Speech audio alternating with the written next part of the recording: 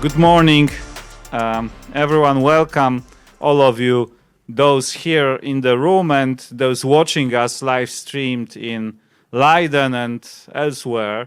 My name is Tomasz Pietrzykowski. I'm the Vice Rector of the University of Silesia here in Katowice, and it is my great privilege to chair today's session entitled Can Science Save Ukraine? European Universities and Ukraine's post-war transformation.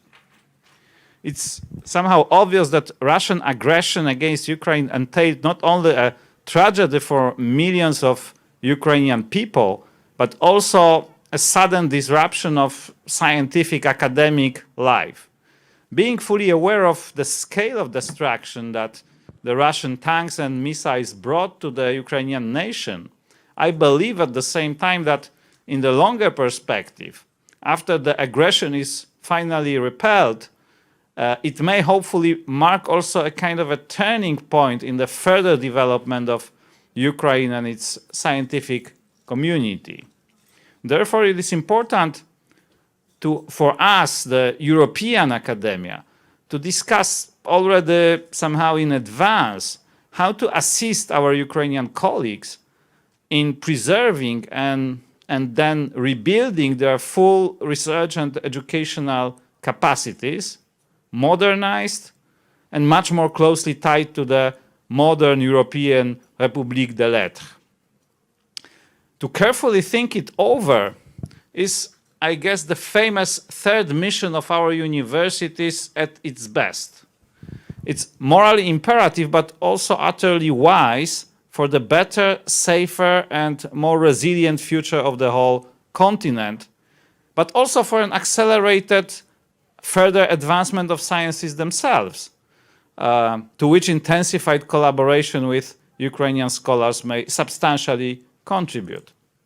On top of that, it is also the support that we owe to the European Union in its efforts to politically, socially, and economically integrate Ukraine into its structures as quickly as possible. The process seems hardly thinkable without the effective assistance of the Ukrainian Academy to its government, but also the effective assistance of the European Academy to our Ukrainian colleagues.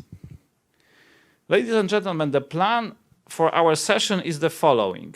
First, we will watch a short movie recap of the breathtaking performance that Ukrainian artists prepared and presented here at the Silesian Theater in Katowice some weeks ago. It will introduce us to the context of the situation in which our discussion is taking place. Then I will ask our distinguished panelists a round of questions to obtain their opinions on various aspects of the topic that we are going to discuss. And later, depending on time, I will let them comment on each other's views and develop the points that will emerge in course of the discussion.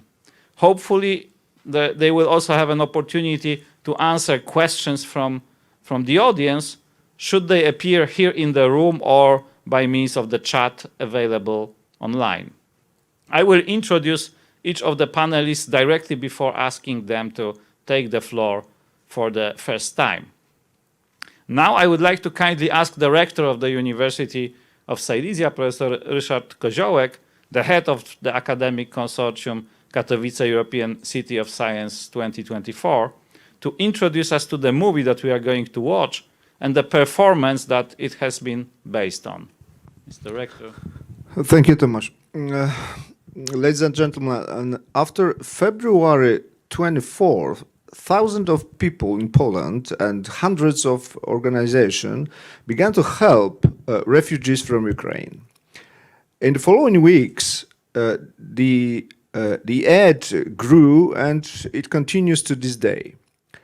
And I have an impression that something unusual and unique happened in Poland.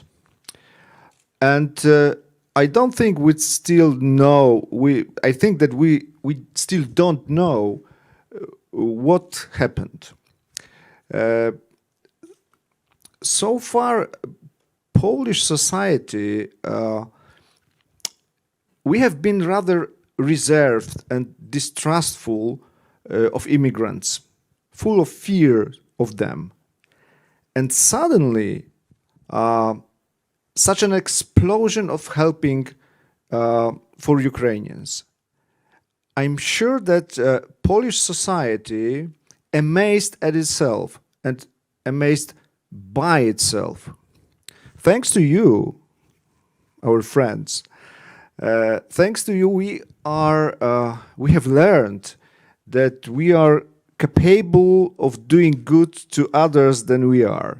It's very, very fruitful and important experience, social experience, I think. One of the many examples of such help is the action of Silesian Theaters, Tomasz mentioned, for refugee artists from Ukraine. Thanks to funds were raised, the play entitled 5 a.m. UA, directed by Julia Maslak, was created on the stage of Silesian Theater. A very moving show was born. And Robert Talarczyk, director of Silesian Theater, offered two actresses a full-time job in his theater. It's only one practical consequence of this event, of this show. Here is the film from excerpts from this show.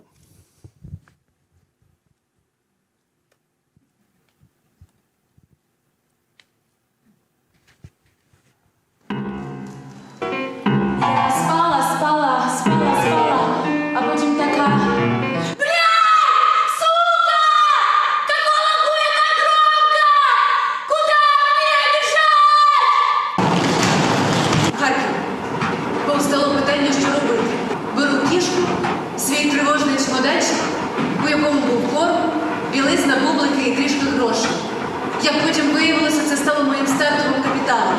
Більше додому я не повернулася. Польща. Польща дала мені все. Від трусів до даху над головою. Як це існує взагалі? Які вам колискові мама співала в дитинстві? Чим вас годували?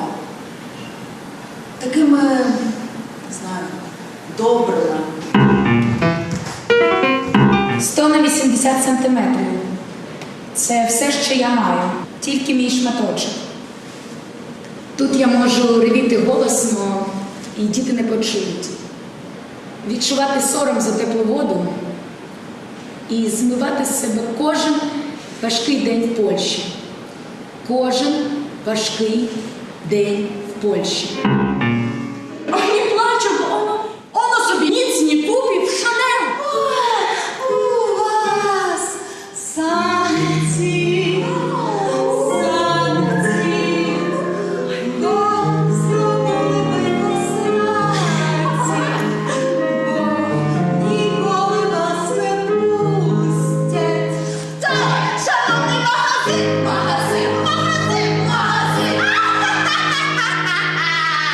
В цьому моменті я маю розповідати монолог про Маріуполь. Ви чуєте цей аудіозапис, тому що я не знаю, як говорити про це. Я не знаю жодної театральної форми, в якій я можу існувати, коли йде мова про зґвалтованих дітей. Що я хочу робити, коли думаю про Маріуполь? Робити собі боляче.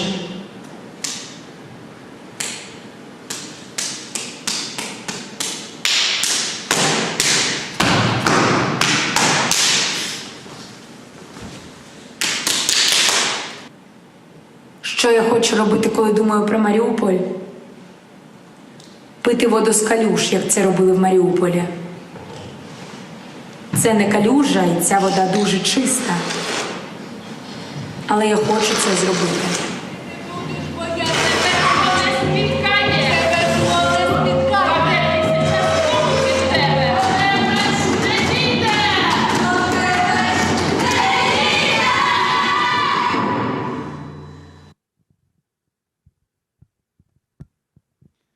Thank you.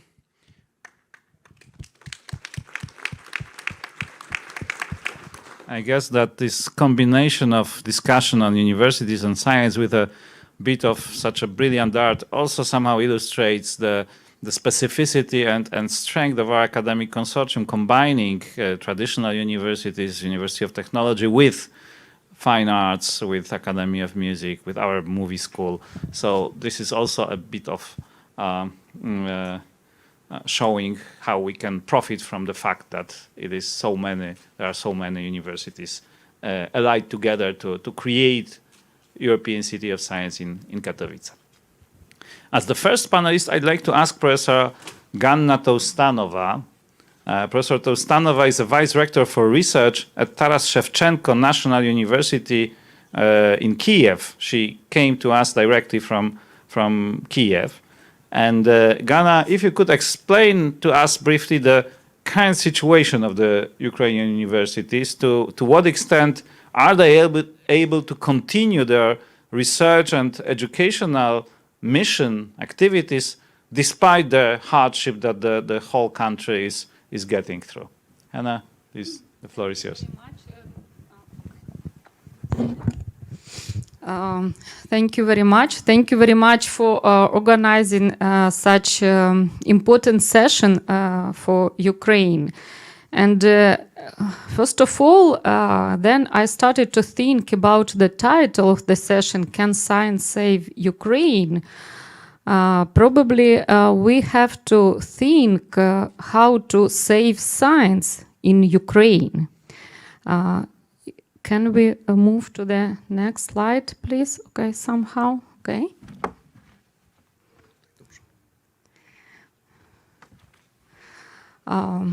This map, this is interactive map. You have their website. You can go on the website. This interactive map was created by the Ministry of Education and Science of Ukraine, and you can go one by one from region to region and check the information about the current situation with their whole education system, not just about the universities.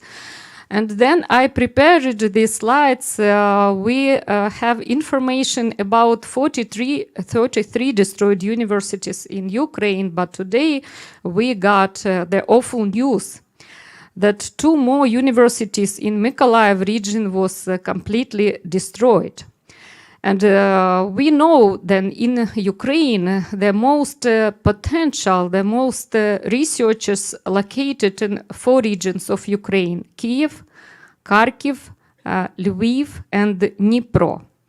And we know that all these regions affected by the war right now. And then we are talking about the current situation in Ukraine. We have to think about 3 types of universities. First of all, the universities which is on the occupied territory of Ukraine, and right now 33 universities, they are displaced. And of course, this affects the infrastructure, and these universities continue their operation. They continue to provide the teaching activity and as far as they can, the scientific activity, but they have their special needs.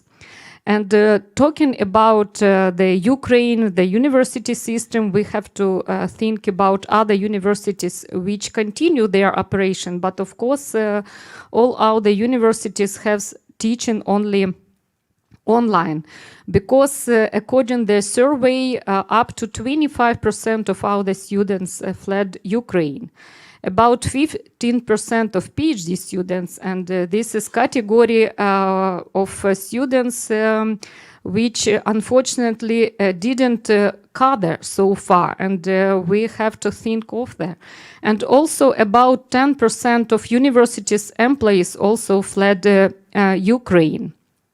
And then we got information so far after the 4 months of the war.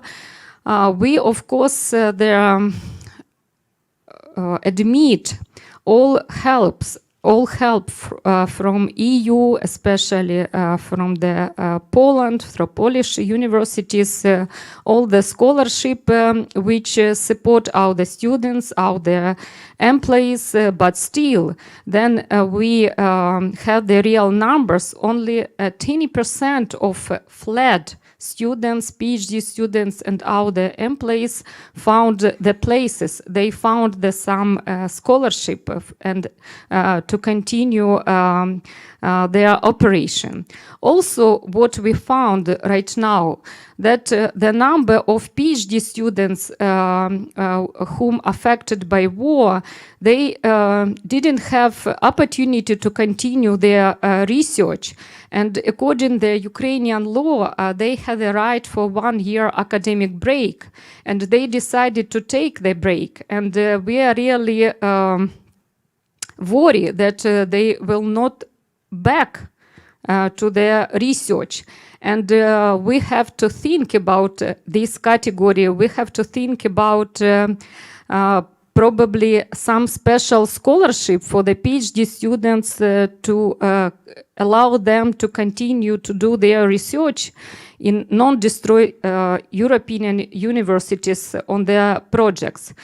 And also what we have in Ukraine right now, that some students, PhD students and other employees voluntarily mobilized in armed forces of Ukraine. And sometimes, especially in the context of the professors, they are unique. And we face the problem because we can lose their expertise forever. And it can be also the problem for the future of Ukraine. Of course, funding. All the money right now allocated to support their armed forces of Ukraine and to support the fundamentals of infrastructure, some salaries. Of course, we cannot talk about the money to support the research. And we already faced the twice cut of the budget for the education and research purposes, and we faced the 100% of cut for the infrastructure projects, core facilities, and how the newly established the National Research Foundation of Ukraine stopped their operation. And it was the biggest grant for Ukraine. And go back to the title of the session, Science for Ukraine and the Post-War Transformation. I think so far we have to think both. We have to think about the war and how to save education and science in Ukraine during the war, and we have to think about the post-war period. And talking about the current situation, probably first of all, we need to support the current infrastructure and current curriculum of the students. And we already talked to other European universities, and they are open for that, to provide the just lab training within the curricula for the students for the 1-2 months. Especially this is important for natural science disciplines, and the students can come and do their lab training in the labs, and it will be covered through Erasmus or other schemes. And also, we don't think about the morale, but we have to think to boost the morale of the lectures from the universities, because their morale also affect the students. And in this case, it would be also nice if we can organize some professional internship, short time, let's say for 1 week, to get some new skills or new ideas, and it helps to keep going the entire higher education system in Ukraine. Of course, we have to think about the post-war period, and we have to think about grants for restoration, and I would talk about the joint projects to develop the joint infrastructure, co-facilities, and so on. And talking about the future post-war period, I'm really happy that we have the 10% of all the employees and all the students who fled Ukraine and found the place in the European universities, because this is a valuable asset for the Ukraine. They get the good experience, and they will go back. But to push them go back, to force them go back, probably we have to think about that, and we have to think about bilateral project, let's say, and they can get the scholarship and go back to Ukraine and implement their skills back. And also, I would like to pay attention about the special categories of the Ukrainian universities, about the displaced Ukrainian universities. And they have very special needs. And we talk a lot. And after the 2014, we had the universities which displaced twice. And it's awful situation, and I'm really surprised how they can continue their operation. They are really strong. And I would like to come up with idea to create some like a marketplace. This university can provide their needs, and in turn, for example, all the European colleagues, all the universities can back provide what they can cover.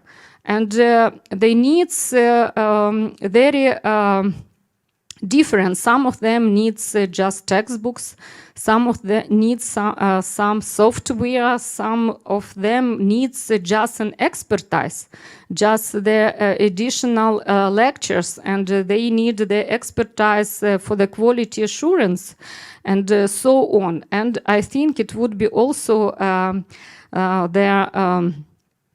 nice support for the Ukraine and for higher education system. And since I represent here the universities, and of course, as universities, as the administration of the universities, we have to think about the future, and we have to think, as Tomasz mentioned, about the third mission of the universities. And talking about that, I would like to say that right now we are like their education ecosystem gain the new experience. We are gaining the new experience how to deal with the war, with the crisis, how to deal with the students who are in this difficult situation, and with their lecturers, with the professors, how to help them, how to go back to their auditorium despite all of them online auditorium. How to volunteer, how to provide the charity mission of the university, how to support the mental health, how to organize the logistic despite of this difficult situation. And we are ready to share this knowledge, and we are ready to participate in some joint summer schools. Then we can share our the experience, and we hope that it will help to other nations in case they're in this crisis situation. Thank you very much. And Thank you very much, Gada, for this very interesting and informative intervention. I just like to mention, in respect of this idea of grants for returning scientists, that Polish National Agency for Academic Exchange, one of its flagship, so to say, programs is so-called Polish Returns, and it can be quite an interesting model to inspire the construction of this kind of program. It is very well, let's say, very deeply thought over and quite successful up to now. So it is precisely, let's say, probably the one that could address this kind of needs. The next panelist that I would like to invite to to speak is Dr. Irina Yehorchenko. Irina is senior researcher at the Institute of Mathematics of the National Academy of Sciences of Ukraine and represents also the initiative UA Science Reload. I'd like to ask Dr. Yehorchenko which kinds of support provided so far by the international academic communities you find the most valuable, and what in your opinion could be additionally done to help Ukraine not only, as we said, preserve its scientific potential relatively intact in this hardest time of military attacks, but improve and modernize it in the post-war phase of reconstructing the country. You know. Thank you.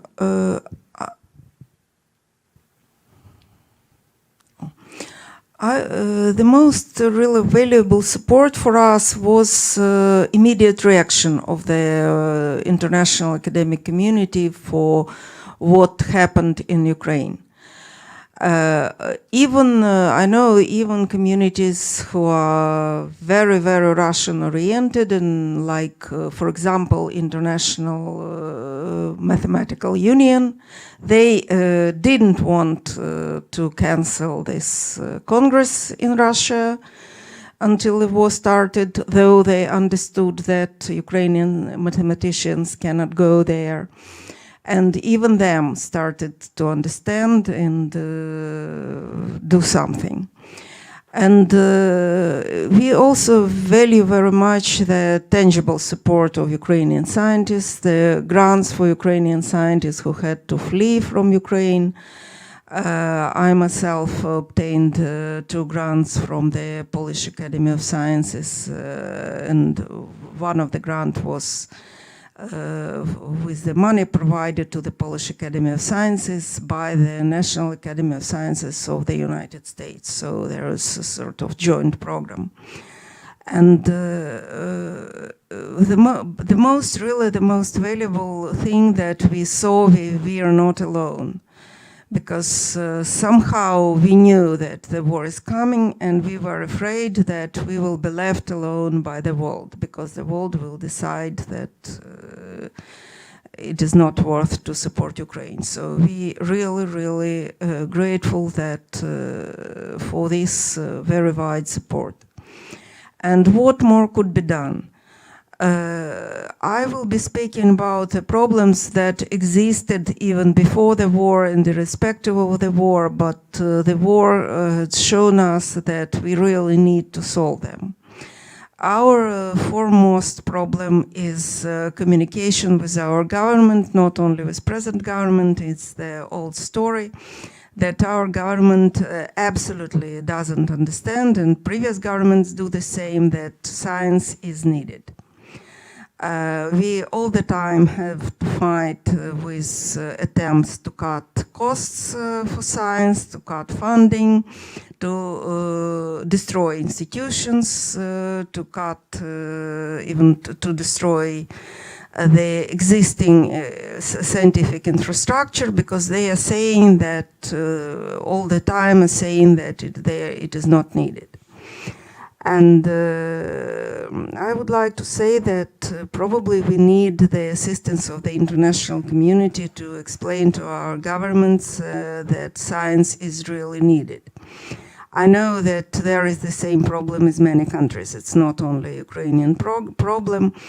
And sometimes government people say that we just buy the needed technologies. We are a poor country. We cannot spend money on development of our own technologies.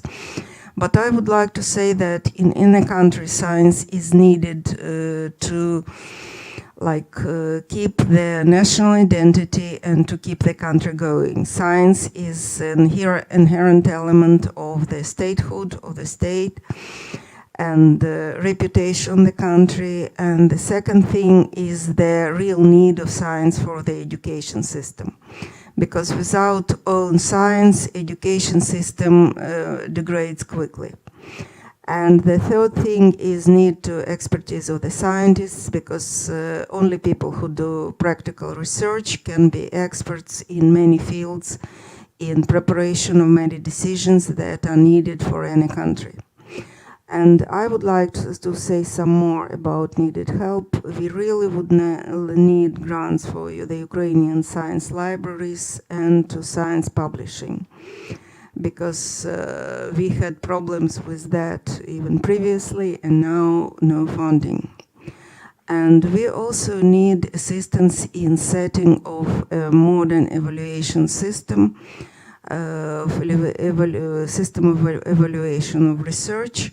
Probably we would be able to benefit from Polish experience. It is also evaluation of research. It's a very difficult problem. You cannot do absolute evaluation, but you need to do something about that. And also, as to brain drain, we need involvement of international scientific community, of educational community, in probably teaching of some courses to Ukrainian students and advisory of thesis, because we need to develop fields that are not present in Ukraine at the moment, the modern advanced fields. I saw a lot of advertisements for grants for PhD students and for scientists by European universities, but we simply don't have people in those fields, so there is nobody to apply for many of those grants. And also, it's our old dream is to have new centers of excellence, so new research institutions with modern laboratories. And I am a mathematician, and I can say that already a group of Ukrainian mathematicians working in different countries is gathered to think about creation of such center of excellence. Probably at the beginning, such center could be virtual, but after during the post-war period, it could be built in reality. And probably mathematics, it's a cheaper field than physics or biology or chemistry, so it could be like a testing grounds of principles of creation some center of excellence. We need only people. And also one thing we need, and one thing is totally forgotten during the war, is advanced science education for high school students and for university students. So we have many students who are interested in advanced science fields. It's not only natural sciences, but also humanities. And the existing training programs had to be stopped because of the war. And these kids really need assistance in pursuing their studies, pursuing their interests, so they are future scientists, they are our future generation. And in this field we have a lot of experience, and probably we can share our very profound experience with other countries. Probably this is the field where we can benefit the international scientific community too. And we need special grants for such students. I must say about the recent success of this probably education and programs for high school students and students. Now we have a fields medalist, Marina Vyazovska, and she studied at some special physics and mathematics school in Kiev, and also took part in special advanced programs for university students, then supported by Shevchenko Scientific Society. And that program required additional studies to the university courses. So probably this is the most needed things for our research system. And also all of us know the needs of infrastructure, the needs of rebuilding the laboratories, the needs of rebuilding the building. But we need to preserve not only building and to rebuild on the building, we need to rebuild and preserve our scientific and educational community. Thank you. Thank you very much, Irina. I guess that what you said confirms somehow not only mine, but also my intuition that there is a lot more to be done to really help Ukrainian academic community, and we shouldn't feel too much satisfied that we reacted so quickly, that we provided accommodation and some job opportunities or something like that. This is important, but it is just a drop in the ocean, I would say, of the real needs that are in place now and will be even more after the saddest part of the Russian aggression ends and Ukraine starts to rebuild its the foundation, so to say, of its higher education and science system. And it brings me to the question that I would like to pose to our Polish panelists, Professor Patrycja Matusz. Professor Matusz is Vice Rector for the International Relations of the University of Wrocław, Breslau, traditionally one of the largest centers of Ukrainians in Poland. And Professor Matusz is not only the Vice Rector of the university there, but is also an active and well-recognized political scientist specializing in migration issues. Thus, we have a rare opportunity to hear an expert and incumbent official in just one person. Patrycja, helping others is a moral imperative, but can be also beneficial not only to those who are being helped, but also to those who do help. May the support of the Polish and European academic sectors to our Ukrainian colleagues become a kind of win-win situation. What such mutual benefits might be, and how could we try to achieve them? Thank you very much, Tomasz. Too many good words, and now I have to say something nice. Thank you. Always a difficult introduction. Thank you very much for the invitation. This is my pleasure and honor. I just want to say a few words about the rector's statement, because at the 24th of February, the Russian aggression to Ukraine interrupted the academic life and research in Ukraine. For us, it was a big challenge, but I think it is important to say that this grassroots humanitarianism that you described was something which started a new chapter in our relations between Poland and Ukraine. And I hope it's going to be a good new chapter for a long period, not just for the few weeks of the, I would say, the biggest challenges that we faced in the first weeks. Helping each other is important, but I think we should look at two sides of this process. First of all, ask the question, how can we support the Ukrainian scientists who fled to Poland and to other European countries? That's the first question. But the second, in my opinion, even more important, is how can we support those who stayed in Ukraine, who remained there, and who try to do everything to do research and to work in the institutions under the very difficult circumstances. Talking about out-migration from Ukraine, we should remember that, of course, for our universities, for our research institutions, I mean, not only Polish, but also European,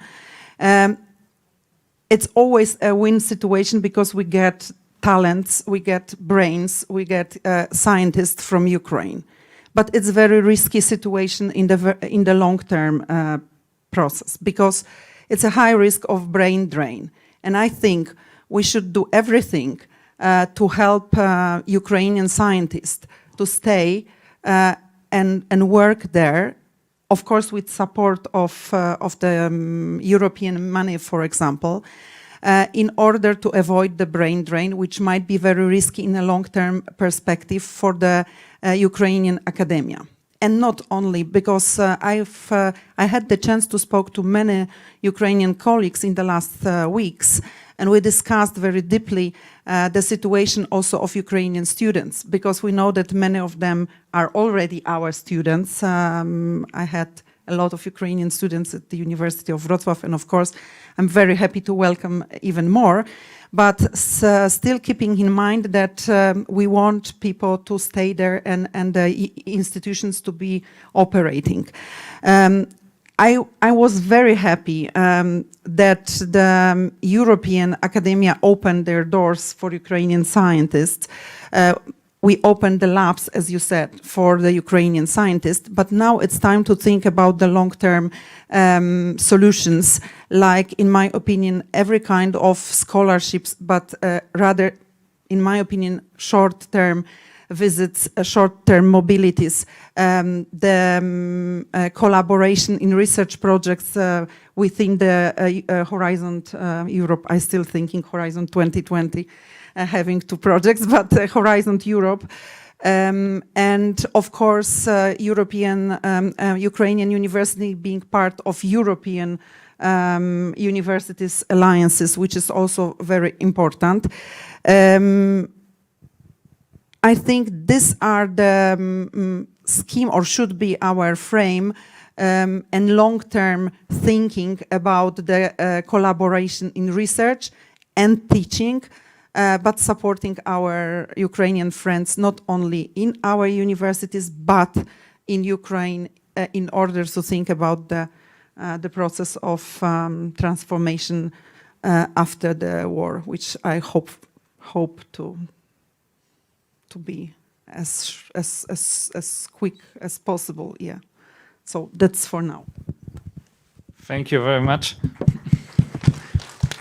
Thank you much. Thank you very much. Now I'm pretty sure that I didn't introducing you. I didn't exaggerate a bit, because the question that I thought was difficult and complicated, you answered in your first sentence that, you know, our biggest benefit is just opening a new chapter of our relations with Ukraine, between the Polish and Ukrainian nations, and this is our biggest benefit, apart from any additional smaller, let's say, scientific advancement, common research groups, common grants, and so on, that may happen and hopefully will happen in future.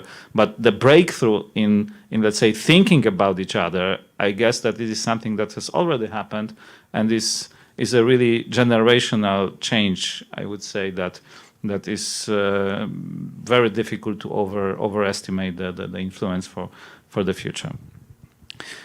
So now it's my special pleasure to turn to Dr. Irina Dektiarova, a higher education expert and senior researcher at the Polish Rectors Foundation, as well as the Rectors Representative for Cooperation with Ukrainian Universities at SGH Warsaw School of Economics. Irina is our special guest for at least two reasons. First, she is an outstanding expert on the Ukrainian-Polish academic relations, and her personal efforts were really essential for the organizing this, let's say, first stage of Polish response to the situation of Ukrainian scholars just after the war broke out. And secondly, Dr. Dektiarova's role in setting up this session was really instrumental in contacting us with our Ukrainian guests, and I would like to take this opportunity to publicly thank Irina for this invaluable help in respect of making it possible for us to organize on a relatively short notice this important and really expected session of ESOF 2022. And now I'm going to getting to the question that I want to pose. And it refers somehow to your experience and expertise, and in view of it, what, in your opinion, are the best practices of supporting Ukrainian scholars and institutions, not only individual scholars, that so far have proven effective and could be somehow recommended to be continued and scaled up in the months and years to come, irrespective of how long the war situation will last in Ukraine, and when this next stage of rebuilding the country will begin. Thank you very much, dear Professor. Thank you for inviting me to this distinguished panel and to this distinguished conference. I know ESOF for years. It's really a unique arena, a unique space now, both physical and virtual, for discussing very important issues, not only in the academic community, but also with a lot of other stakeholders. First, I would like to sorry, I skip your questions for now. I would like to refer to the movie which we've just seen. It's very emotional, but I should say that it is not exaggerating. So these emotions which were shown, those words, very rude words, right, in our daily life, but they are really truthful. That's how we Ukrainians feel all around the world. That's how we woke up at 5 or somebody at 4 a.m. on 24th of February.